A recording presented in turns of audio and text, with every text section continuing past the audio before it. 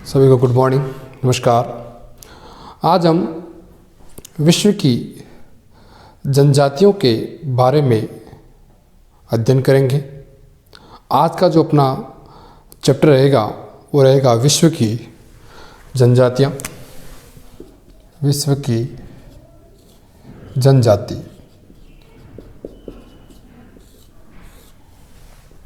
सबसे पहले हम लोगों को इस चीज़ का पता होना चाहिए कि जनजाति का तात्पर्य क्या होता है। जनजाति से तात्पर्य यह है कि लोगों का या मानव का एक ऐसा समूह जो रूढ़िवादी चरित्र के साथ एवं उनके उत्पत्ति के समय से ही या जन्म के समय से ही अपने आदिम स्वरूप से जीता रहा है।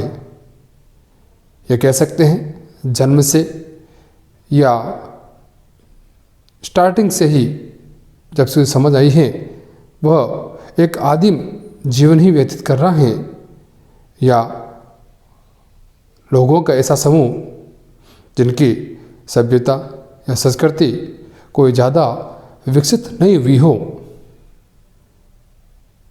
उसे जनजाति की संज्ञा दी जाती है। मानव का एक ऐसा समूह जो रूढ़िवादी यानी पुराने समय का जो है यह बिल्कुल परंपरागत से है, उनके चरित्र के साथ साथ उत्पत्ति के समय से ही वह अपने आदिम स्वरूप से प्राचीन काल से ही वह जीता आ रहा है, उसे जनजाति के रूप में जाना जा सकता है। अमेरिका के एक प्रसिद्ध विद्वान बेराज नाम का विद्वान था, अमेरिका का विद्वान था बेराज ने। इन्होंने 1922 ईस्वी में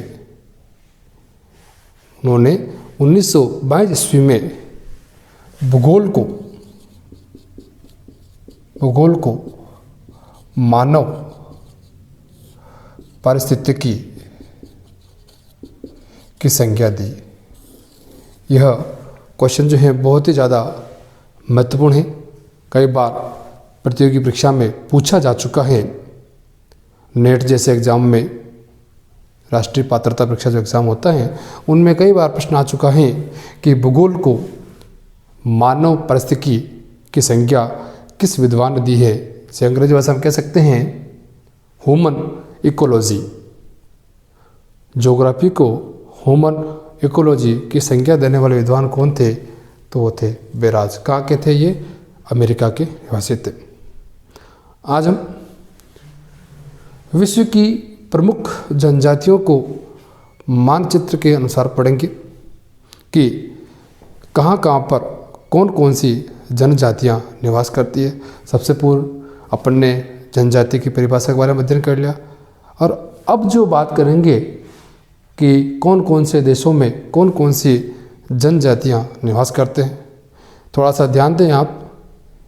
इससे पूर्व जो अपन ने अध्याय पढ़ा था वो पढ़ा था अपन ने प्रजाति के बारे में, और ये है आपका जनजाति। प्रजाति और जनजाति और जाति तीनों में मैंने अंतर पहले से स्पष्ट कर दिया है, तीनों अलग होती हैं, ये चीज़ ध्यान रखें। आज का जो चैप्टर है विश्व की जनजातियाँ। अब शुरू करते हैं। विश्व की जनजातियों में एक एक जनजाति के बारे में आप पढ़ेंगे कि वह जनजाति किस क्षेत्र में निवास करती है। जनजाति का नाम और स्थान का नाम, वही चीज़ अपन स्पष्ट करेंगे।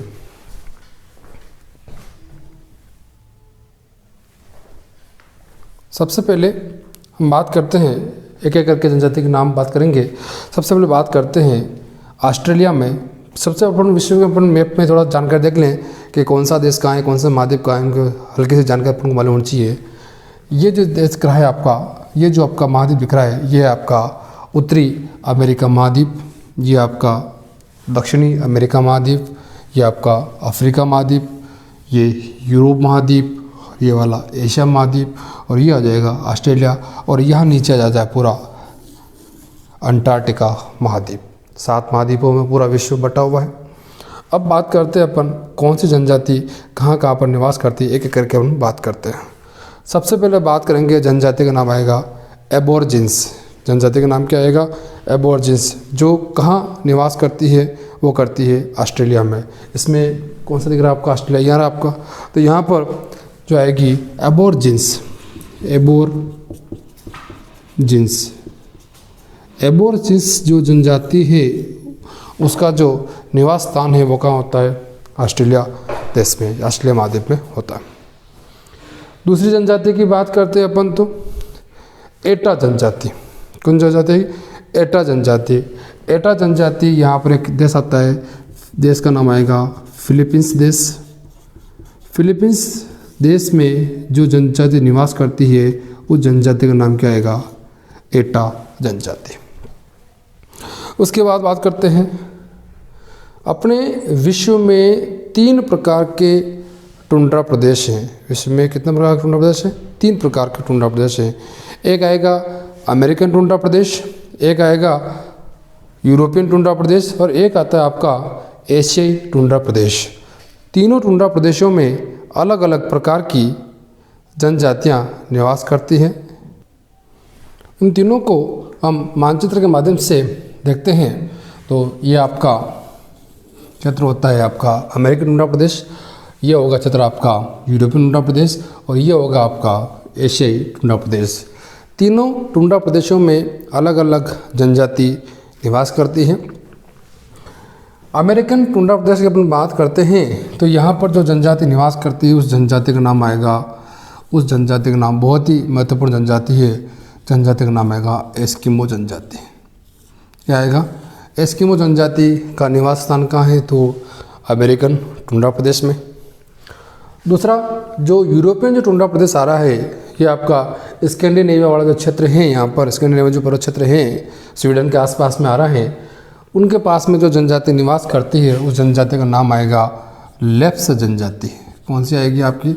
लेप्स जनजाति यहाँ पर निवास करती है। और एशियाई टुंड्रा प्रदेश की बात करें तो एशियाई टुंड्रा प्रदेश यानी कह सकते हैं जो साइबेरिया वाला जो क्षेत्र है, अपने एक बड़ा भी होगा कि एशिया महाद्वीप का जो सबसे ठंडा प्रदेश माना जाता है साइबेरिया का एक क्षेत्र है बर्खोयांस्क।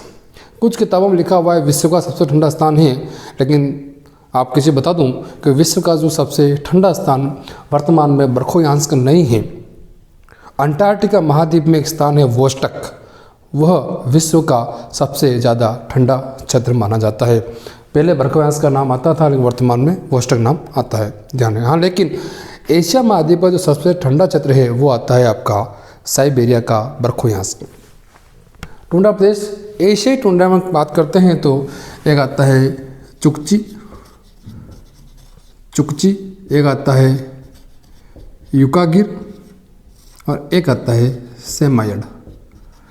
यह 3 जनजातियां निवास करती हैं मुख्य रूप से एशियाई टुंड्रा प्रदेश में बात करते हैं, या ये बात करें कि साइबेरिया वाले प्रदेश में कौन कौन सी जनजातियां निवास करती है तो चुकची, युकागिर और सेमायड। वापस कह रहा हूँ, टुंड्रा प्रदेश में अमेरिकन टुंड्रा अलग होगा, यूरोपियन टुंड्रा प्रदेश अलग होता है और एशियाई टुंड्रा प्रदेश अलग है। ऐसा नहीं है कि प्रश्न आ जावें कि नॉर्मली बात करते हैं कि जो एस्किमो जो जनजाति हैं वह टुंड्रा प्रदेश में निवास करती है, लेकिन प्रश्न कभी ये आ जाता है प्रतियोगी परीक्षा में कि एशियाई टुंड्रा प्रदेश में कौन सी जनजाति निवास करती है, तो आप एस्किमो लेकर नहीं आएंगे। एशियाई टुंड्रा प्रदेश की बात करते हैं तो चुकची, युकागिर, सेमायड या एक जनजाति और आती है तुंग जनजाति, यह मुख्य रूप से यहाँ पर निवास करती है। अगली बात करते हैं तो एक जनजाति और आती है फुलानी जनजाति। कौन सी जाति? फुलानी। यहाँ अफ्रीका महाद्वीप में एक देश है नाइजीरिया देश। नाइजीरिया देश में एक नाइजर अलग देश है, नाइजीरिया अलग देश। नाइजर यहाँ होता है और नाइजर आपको यहाँ पर इस क्षेत्र में जो जनजाति निवास करती है जनजाति का नाम आएगा फुलानी जनजाति। फुलानी जनजाति, फुलानी जनजाति का संबंध किस देश से माना जाता है तो नाइजीरिया से माना जाएगा। ये जो नाइजीरिया है ये उत्तरी नाइजीरिया में निवास करती है। कौन सी? फुलानी जनजाति। कौन सी? उत्तरी नाइजीरिया में। और पर्टिकुलरली जब नाइजीरिया की बात करते हैं तो यहाँ पर एक जनजाति और आती है, हाउसा। हाउसा जनजाति का संबंध संपूर्ण रूप से नाइजीरिया से होता है, और फुलानी जनजाति का जो संबंध है वो होगा, या फुलानी जो जनजाति है मुख्य रूप से उत्तरी नाइजीरिया देश में विद्यमान होती है या पाई जाती है। अगली बात करते हैं हो जनजाति। कौन सी आएगी? हो जनजाति इस यूएसए में एक एरिज़ोना प्रांत है। यूएसए का कौन सा? एरिज़ोना प्रांत में यहाँ पर जनजाति पाई जाती है, हो जनजाति। कौन जनजाति? हो जनजाति का संबंध कहाँ होता है? यूएसए का जो एरिज़ोना प्रांत है वहाँ पर हो जनजाति पाई जाती है। अगले बात करते हैं एन्यूट। एस्किमो कह दो या एक शब्द और कह सकते हैं अपन, एन्यूट भी कह सकते हैं। एन्यूट जनजाति भी लगभग कह सकते हैं अमेरिका के जो टुंड्रा प्रदेश में पाई जाती है, या ये कह सकते हैं एक शब्द और आता है कई बार, ये शब्द भी कहते हैं कि रेड इंडियन कहाँ पाए जाते हैं? ये भी कहाँ पाई जाएगी? यूएसए में ही पाए जाते हैं। अगले बात करते हैं एनू जनजाति। कौन सी जाति? एनू कहें या आइनू कहते हैं। इस पूर्वी एशिया में यहाँ पर एक देश है, देश का नाम आएगा जापान देश। जापान देश में जो जनजाति निवास करती है, जनजाति का नाम आएगा एनू जनजाति को। बहुत बार कंपटीशन एग्ज़ाम में पूछा जा चुका है कि जापान देश में जो जनजाति पाई जाती है कि उसका नाम क्या है, तो एनू या आइनू जनजाति का जो संबंध किस देश से माना जाता है? तो जापान देश से माना जाता है। अगली बात करते हैं तो बर्बर जनजाति। दक्षिणी अफ्रीका महाद्वीप में यह देश आता है, दक्षिणी अफ्रीका देश। यहाँ पर आता है एक जनजाति का नाम आएगा बर्बर जनजाति। बर्बर जनजाति का संबंध दक्षिणी अफ्रीका से माना जाता है। और इसी के आसपास में एक जनजाति और पाई जाती है, उसे वो कहते हैं बोर जनजाति। कौन सी पाई जाती है? बोर जनजाति दक्षिणी अफ्रीका में। कई बार देखा होगा आपने, बोर के युद्ध के बारे में भी आपने पढ़ा होगा इतिहास में, तो वो वही जनजाति है दक्षिणी अफ्रीका में। अगले बात करते हैं बिंदुबू। ऑस्ट्रेलिया में जो मुख्य जनजाति निवास करती है एबॉर्जिन्स करती है, लेकिन पर्टिकुलरली हम पश्चिमी ऑस्ट्रेलिया की बात करते हैं तो पश्चिमी ऑस्ट्रेलिया की बात करते हैं तो यह जनजाति कौन सी पाई जाएगी? बिंदुबू जनजाति पश्चिमी ऑस्ट्रेलिया में पाई जाती है, मुख्य रूप से ध्यान रखें आप। अगली बात करते हैं हॉटेनटॉट। ये बर्बर और बोर जो जनजाति हैं उनके आसपास में ही पाई जाती है हॉटेनटॉट जनजाति। कहाँ? दक्षिणी अफ्रीका के आसपास पाई जाती है। अगले बात करते हैं किकियू। एक देश है आपका दक्षिणी अफ्रीका से ऊपर जो आता है थोड़ा सा, या मध्य अफ्रीका में कहते हैं आप, देश आता है केनिया देश में जो जनजाति पाई जाती है वो होती है किकियू जनजाति का संबंध किस देश से माना जाता है? तो केनिया देश से माना जाता है। आप सोच रहे होंगे सर आपसे जनजातियों के नाम लिख रहे हैं मैप में, आपको ऐसे कौन सी जनजाति कौन से देश में जो निवास करती हैं उसकी PDF में आपको प्रोवाइड करा दी जाएगी। आप अपने व्हाट्सएप ग्रुप में देख लेंगे, मैं आपको दे दूंगा कि ये जनजाति का संबंध किस देश से है। वर्तमान में हम सिर्फ मैप के अकॉर्डिंग बात कर रहे हैं कि यह देश किस जनजाति में या कौन जनजाति किस देश में ज़्यादा निवास कर रहे हैं उसके बारे में अपन बात कर रहे हैं। मैप की जानकारी अपन को मालूम होना चाहिए कि कौन सा देश कहाँ पर स्थित है। तो आपको मालूम है कि केन्या देश यहाँ है तो आराम से आप बता देंगे कि जनजाति। अगली बात करते हैं जुलू जनजाति।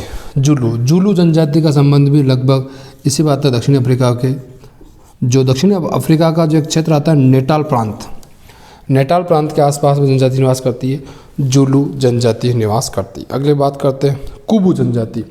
कुबू जाति यहाँ पर एक इंडोनेशिया का एक द्वीप है, सुमात्रा द्वीप में आती है कुबू जनजाति। कौन सी आती है? कुबू जनजाति का संबंध सुमात्रा देश से माना जाता है। अगली बात करते हैं तो माओरी। इस ऑस्ट्रेलिया देश के नीचे आता है एक न्यूजीलैंड देश। न्यूजीलैंड देश में एक जनजाति पाई जाती है, जनजाति का नाम आएगा माओरी। माओरी जनजाति का संबंध किस देश से माना जाता है? तो न्यूजीलैंड से माना जाएगा। माओरी के बाद आता है आपका वेदा। श्रीलंका में जो जनजाति पाई जाती है वेदा जनजाति। वेदा जनजाति का संबंध किससे माना जाता है? श्रीलंका देश से माना जाता है। अगली बात करते हैं तो माया। माया जनजाति का संबंध जो ये आ रहा है मध्य अमेरिका। माया, यह आपने पढ़ा होगा, माया सभ्यता भी है एक आपकी। माया सभ्यता के दो, माया जनजाति के दो संबंध किससे पाया जाता है आपका? मुख्य रूप से वो पाया जाता है मध्य अमेरिका के क्षेत्र से पाया जाता है। अगली बात करते हैं इंका। इंका सभ्यता भी है एक, ये यहाँ पर एक देश पड़ता है पेरू देश, यहाँ आती है इंका जनजाति। इंका जनजाति का संबंध पेरू देश से या उसके निकट क्षेत्रों में ये जनजाति पाई जाती है। अगली बात करते हैं मलेशिया में पाई जाती है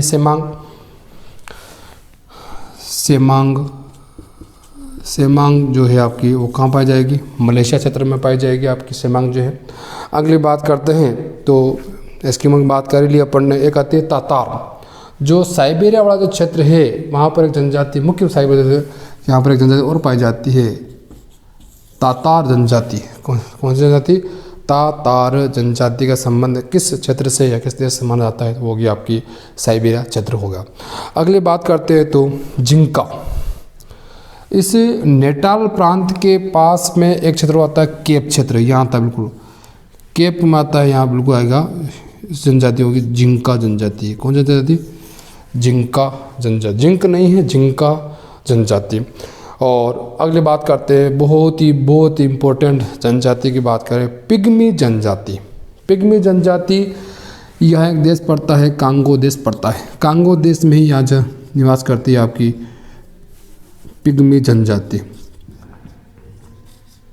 इसे नाटी जनजाति भी कहते हैं या मौन व्यापार करने वाली जाति या जनजाति कौन सी है? तो पिग्मी आती है कांगो बेसिन के आसपास में, या कांगो नदी भी निकलती है। कांगो नदी बेसिन के आसपास में जो जनजाति निवास करती है उस जनजाति का नाम क्या आएगा? पिग्मी, जो सबसे छोटे कद की मानी जाती है और यह मौन व्यापार करने वाली जनजाति मानी जाती है। अगले बात करते हैं अपन तो बुशमैन जनजाति। यहाँ पर एक मरुस्थल पाया जाता है कालाहारी का मरुस्थल। कालाहारी मरुस्थल के पास में या उस क्षेत्र में जो निवास करने वाली जनजाति होती है वो कौन सी होती है? बुशमैन जनजाति।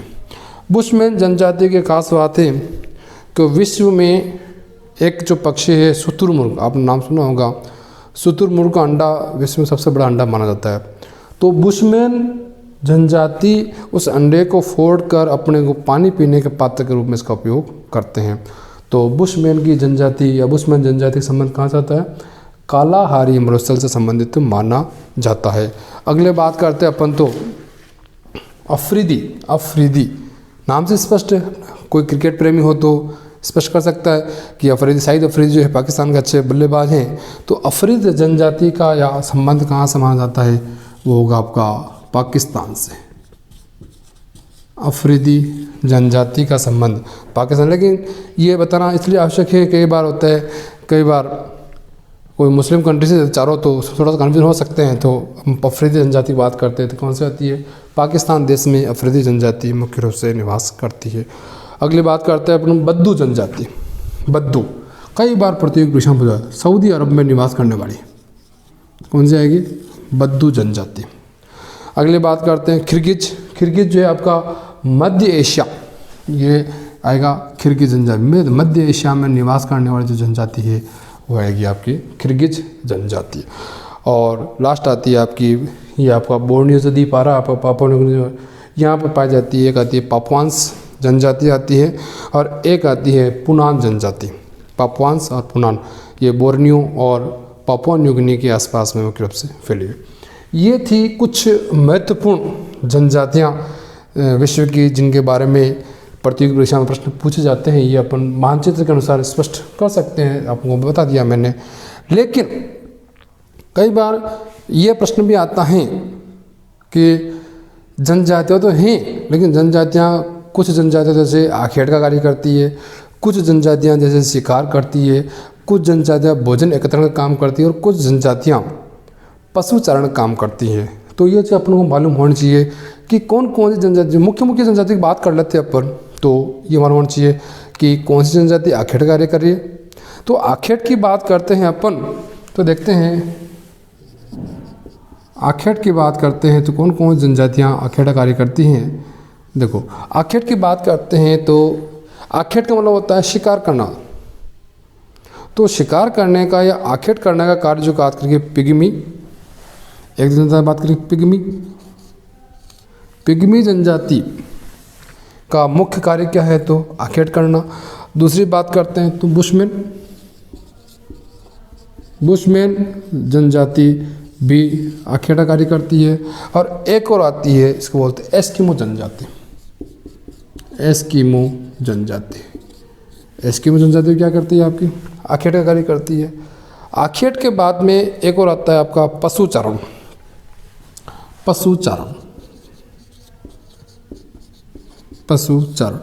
पशुचारण में एक आएगी बद्दू जनजाति, जो आपके सऊदी अरब के आसपास में फैली हुई है, वहाँ पर पाई जाती है बद्दू जनजाति। मसाई जनजाति और एक आती है आपकी खिरगी जनजाति। इनका जो मुख्य काम क्या होता है पशुचारण। इनके अलावा एक जनजाति और है जो सेमांग, जो मलेशिया के आसपास पाई जाती है, सेमांग जनजाति या सकई जनजाति, जिनका कार्य भोजन एकत्र करना, फल फूल एकत्र करना या शिकार करना दोनों ही माना जाता है।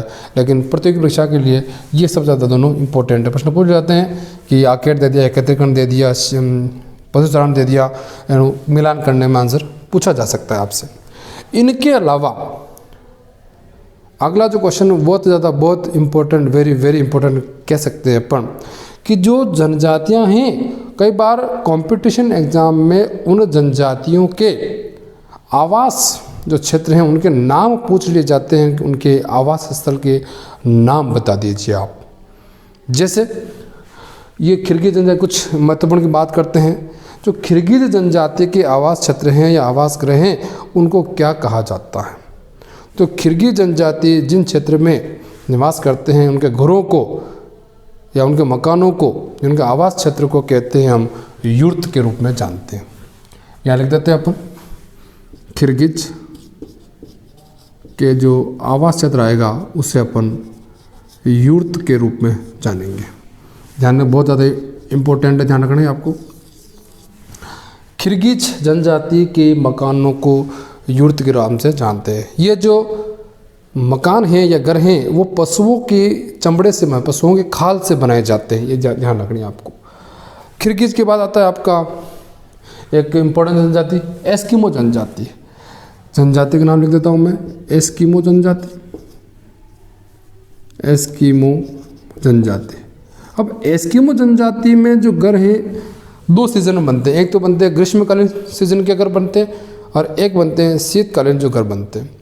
जो ग्रीष्मकालीन घर बनते हैं उनको कहते हैं ट्यूपिक, बहुत ज़्यादा इम्पोर्टेंट है, उसको ट्यूपिक कहेंगे। और जो शीतकालीन घर होते हैं, कई बार प्रश्न आ चुका है, वेरी इंपॉर्टेंट, इसे बोलते हैं इग्लू। क्या बोलते हैं? इग्लू के रूप में जानते हैं। इग्लू क्या है? एस्किमो के निवास क्षेत्र। ट्यूपिक क्या है? एस्किमो के निवास क्षेत्र। ये ध्यान रखनी है। अगली बात करते हैं तो आता है कि रेड इंडियन आता है। रेड इंडियन के घरों को क्या कहते हैं? रेड इंडियन के घरों को बोलते हैं तिप्पी के रूप में जानते हैं। क्या कहते हैं? रेड इंडियन के आवास स्थल को तिप्पी के रूप में जानते हैं। क्या कहा जाता है? तिप्पी कहा जाता है। और लास्ट आता है आपका एक केनिया के आसपास में एक जनजाति और निवास करती है, तंजानिया के आसपास में। जनजाति का नाम आता है मसाई जनजाति। कौन सी आती है? मसाई जनजाति। कई बार आ चुका है। मसाई जनजाति के घरों को क्या कहते हैं? मसाई जनजाति के घरों को कहते हैं क्रोल के रूप में जानते। क्या कहते हैं? क्रोल। ये बहुत ही ज़्यादा इम्पोर्टेंट। ये था आज का जो टॉपिक, विश्व की जनजातियों के बारे में हम लोगों ने अध्ययन किया। विश्व के मैप के अनुसार हम लोगों ने पूरी बात कर ली और मैं आपको PDF में भी सेंड कर दूंगा कि कौन सी जनजाति कौन से देश में ज़्यादा निवास करती है। यह था आज का टॉपिक, विश्व की जनजातियाँ। Thank you very much.